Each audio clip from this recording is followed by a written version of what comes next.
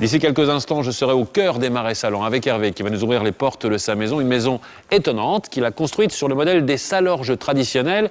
Et il nous expliquera quelles sont les particularités de ces anciens greniers à sel. Cela, ce sera juste après notre sommaire. Bonjour Hervé. Bonjour. Ravi de faire votre connaissance. Enchanté. Et merci de nous accueillir dans votre maison. Dites-moi, 3 maisons, tout ça c'est à vous? Tout ça, c'est à nous, oui, oui. Vous êtes installé ici depuis combien de temps? Voilà 6 mois qu'on l'habite et les travaux viennent de se terminer. C'est tout à fait récent. C'est tout à fait récent, oui, oui. Alors là, c'est purement de l'habillage ou c'est vraiment une maison en bois? Non, ce sont des maisons en ossature bois, entièrement. D'accord. Et ça fait penser à quelle architecture ici? C'est une copie restylisée par mon architecte des greniers à sel d'antan, que l'on retrouve d'ailleurs aux greniers à sel de Pradelles, les fameuses salorges de Guérande. D'accord. 3 corps de bâtiment reliés avec une piscine, dites-moi. Une piscine, oui, voilà, une piscine monobloc. Quel avantage de la piscine monobloc? L'avantage, c'est que vous venez, vous la posez, 4 jours après, vous pouvez vous baigner. Ah oui, c'est pas mal quand même. C'est extrêmement rapide. Mais dites-moi, Hervé, on est dans un site protégé ici à Guérande. Oui, on est dans un site protégé. On ne peut pas se permettre de faire tout et n'importe quoi en matière d'architecture. Non, mais on a beaucoup discuté avec l'architecte des Bâtiments de France, qui nous a d'ailleurs aidés, que c'était grâce à lui qu'on a pu avoir des toits et des pentes à 15 degrés, comme les greniers à sel d'antan. Ah, la pente du toit, ça fait déjà partie effectivement des conditions qui vous ont été Oui, qui nous ont été demandées par l'architecte des Bâtiments de France, ainsi que des toits en zinc. D'accord. Mais ça a été une étroite collaboration. C'est un architecte qui vous a dessiné les plans? Oui, l'implantation m'a été faite par un architecte et on a travaillé ensemble jusqu'au début de la construction dont je me suis occupé. Au début de la construction. Après, comment ça s'est passé? Alors après, donc j'ai embauché des ouvriers du bâtiment pendant près d'1 an, si vous voulez, et on a travaillé et construit cette maison-là ensemble. Là, c'est encore un autre matériau. Oui. Alors là, mon architecte m'avait préconisé d'utiliser de la tôle rouillée, comme on voit à l'heure actuelle, qu'on trouve dans le commerce, mais c'est hors de prix. Moi, j'ai tout simplement profité de la proximité des chantiers de l'Atlantique à Saint-Nazaire. Ah bah c'est vrai qu'on construit les paquebots à côté. Voilà, c'est ça, et on trouve facilement de la tôle d'occasion, et que j'ai ferrouillé. Et après, j'ai attendu qu'elle rouille, et puis après, j'ai passé dessus un stabilisateur pour bloquer la roule, et j'espère que ça tiendra le coup un certain temps. Mais c'est un système qui ne m'a pas coûté cher du tout. Et puis, il y a encore un autre module là-bas dans le fond. D'accord, et là, j'ai une petite maison, oui, supplémentaire dans... La petite cabane au fond du jardin. La cabane au fond du jardin. Et là, on retrouve effectivement la même essence de bois que sur la première maison, celle qu'on a découverte tout à l'heure. C'est la même chose, tout ça, c'est du padouk. C'est un bois exotique, extrêmement dur et très résistant.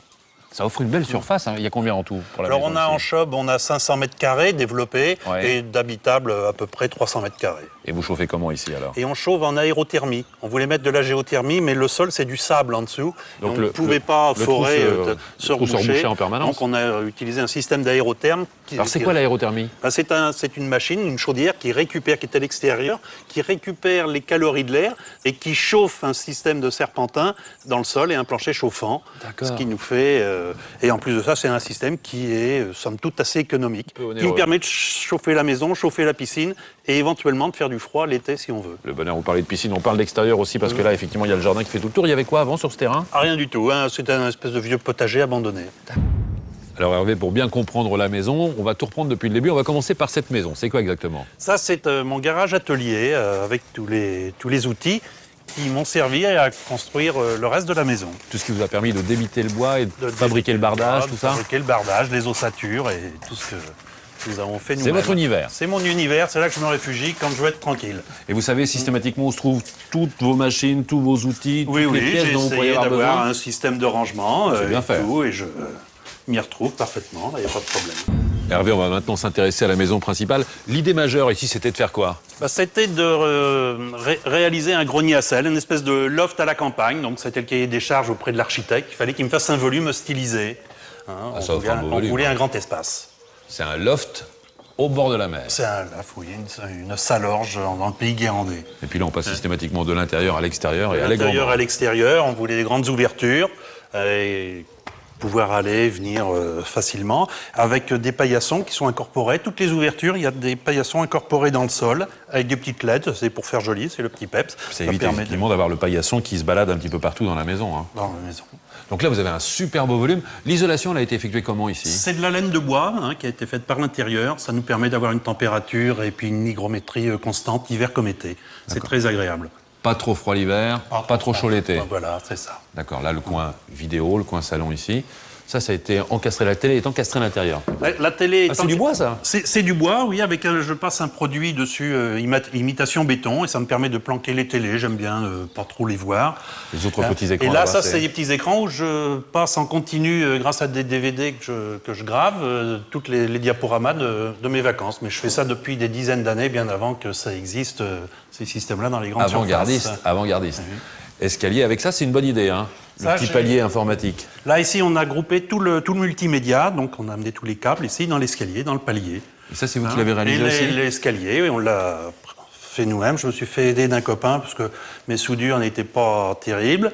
Et puis, moi, c'est fait avec de briquet de broc, un petit peu. C'est de l'IPN tout bête. Et puis là, ça, c'est de la margelle de piscine qui m'a servi à faire des marches et qu'on a débité. Retaillé pour pouvoir justement s'installer ici. Vous avez fait plein de choses dans la maison. C'est un cuisiniste qui vous a réalisé par Non, contre. la cuisine aussi, c'est du fabrication maison, oui, oui. Ah ouais. Belle cuisine. Et là, un plot central. Oui. Un plot central, si vous voulez, est complètement décollé du sol. Je vois pas de pied. Il n'y a pas de pied, il n'y a qu'un pied central. On a fabriqué une forme métallique et qu'on est venu fixer dans la dalle de béton au moment où on l'a coulé. Donc ça avait été pensé bien en amont. Ça a été pensé en amont au départ de la maison. D'accord. Et je suis venu fixer dessus des caissons du commerce avec des poignées. De la résine. Et ça, par contre, j'ai fait faire donc en résine. C'est de la résine synthétique, c'est très agréable. Et caissons de grande distribution avec des poignées un petit peu plus... Oui, moi j'ai été acheter des poignées un petit peu plus chic et les caissons, c'est des tiroirs... Plan de travail réalisé de la même manière. Plan de travail réalisé. Puis là, l'électroménager. Et là, une partie de l'électroménager. Partie de l'électroménager. Avec ici, donc, une petite astuce. Je voulais me payer un grand frigo d'1,20 m, mais ça valait 4 000 €. Et j'ai dit non, c'était trop cher. Donc j'ai tout simplement acheté 2 petits frigos que je suis venu mettre côte à côte. Ah ouais, bien joué. Voyez-vous, hein, et recouvert tout simplement avec des feuilles d'alu. Je fais plier de l'alu chez un métallier du coin et je viens les coller là-dessus. Ah, c'est simplement collé. C'est tout simplement collé. Avec ça, c'est des poignées de micro-ondes pour être en harmonie avec le... Et ça, c'est mis sur un IPN pour être légèrement en hauteur, comme ça. Oui, sur un IPN, en hauteur, tout simplement pour... je ne veux pas me baisser pour prendre ma bouteille de lait le matin. Je veux que ce soit confort. Bien joué. La porte à côté. Oui. Et la porte à côté, c'est du médium, toujours aussi fabrication maison. Parce que j'ai cherché à faire des économies sur certains postes, en l'occurrence ça, ce sont des portes coulissantes. C'est du médium, rainuré, un coup de fraiseuse, peinte en noir, du rail industriel, ça vaut 3 francs 6 sous, et grâce à ça, ça m'a permis d'équilibrer mon budget, d'aller... et de vous offrir le palais des glaces. Et m'offrir le palais des glaces ici, donc vous voyez. Hein, donc là, ce sont les penderies de ma femme, il y a 12 mètres linéaire de penderie pour ma femme et 50 cm pour moi, bien entendu. Je vous crois pas une seule seconde. Donc vous me disiez qu'effectivement la porte ça coûte pas cher, une porte en médium comme ça. Les portes médium coûtent pas cher du tout. Bah oui, j'achète les feuilles de médium par 10 feuilles à la fois et puis c'est rien du tout. Et les économies, ça vous permet d'acheter de la belle pierre par exemple, pour la salle de bain. L'économie permet de mettre de l'argent ailleurs dans d'autres matériaux. Belle pierre et puis beau sanitaire aussi. Des beaux sanitaires. Et votre chambre à côté? Et à côté, donc, il y a notre chambre de coucher que je vais certainement remanier un jour ou l'autre. C'est joli quand même. On retrouve encore une fois, au niveau des lampes de chevet, ce sont les mêmes lumières qu'à l'extérieur. C'est les mêmes lumières qu'à l'extérieur, vous voyez. Il n'y a pas d'interrupteur là. Alors par contre, oui, globalement dans la maison, il n'y a pas d'interrupteur. Hein, c'est uniquement des télécommandes. Tout fonctionne avec la télécommande. Oui, j'ai utilisé pas mal la domotique. Je trouve que c'est assez rigolo. Puis il y a une vraie circulation dans cette maison. On repart par où là alors? Et là, on repart dans l'autre bâtiment. Si vous voulez, par un petit passage vitré. Oui. Et on arrive à nouveau dans une pièce qui est la salle de jeu, où on reçoit nos petits-enfants quand on a à les garder, ce qui nous permet de les avoir près de notre chambre, mais tout en étant chez eux. Pour pouvoir les surveiller un peu. Alors pareil, j'ai bricolé une petite... Ça, c'est fait maison aussi, ça. C'est du bête poteau peint rouge, fixé avec des tire-fonds. Et là, je suis en train de faire un lit à étage. Vous voyez, et là, j'ai préparé, donc je vais remettre un autre sommier que je vais habiller.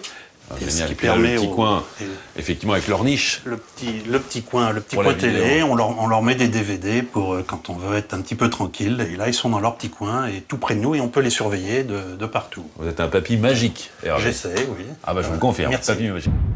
Alors là, on est dans votre espace bureau, on surplombe complètement le grand salon. C'est très moderne. Hein. Est-ce que dans toutes les maisons que vous avez pu créer jusqu'à présent, Hervé, il y avait toujours cette envie de faire quelque chose de contemporain, assez avant-gardiste? Oui. Alors, ma première maison était une maison très rustique, c'était une chaumière, pas loin d'ici. Et après, j'ai toujours cherché à faire quelque chose de contemporain, oui, effectivement, avant-gardiste. Alors là, je vous emmène maintenant dans un autre univers. On va découvrir ensemble maintenant la cabane au fond du jardin, mais qui est en tôle, hein. C'est des plaques d'acier vraiment à l'extérieur. À l'intérieur, c'est du bois. D'accord. C'est de la volige avec un petit chanfrein entre chaque. Et que j'ai passé avec un rouleau de mousse, hein, au blanc, de façon à ne pas peindre à l'intérieur. Si vous aviez pris un rouleau de laine ou quoi que ce soit, effectivement, on en trouvait à l'intérieur. Je voulais laisser ce petit côté un petit peu rustique. Tôle ondulée là-haut. Tôle ondulée, tôle ondulée. Même là? Oui, oui.